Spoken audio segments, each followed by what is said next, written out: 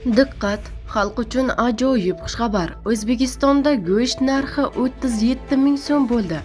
Assalomu alaykum hurmatli tomoshabin.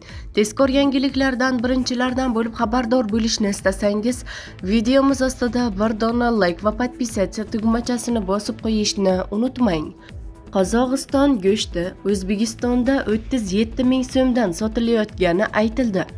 Qozog'istonda 2025-yil uchun bojxona statistikasi e'lon qilgan. Unda 1 kilogramm go'sht O'zbekistonda o'rtacha $3 atrofida sotilgani keltirilgan.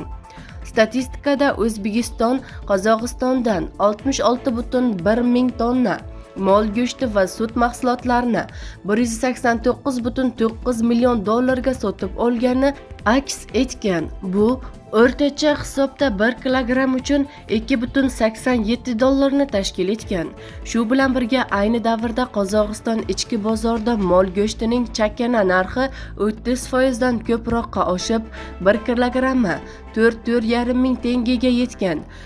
Qozog'istonda savdo va integratsiya vaziri o'rinbosari Janel Kushova mazkur ma'lumotlarga izoh berib, shunday raqamlarni shubhali deb atagan. U narxlar o'rtasidagi tafovutga to'xtalar ekan, bu raqamlar texnik xatolik oqibati bo'lishi mumkinligini bildirgan, deyiladi xabarda.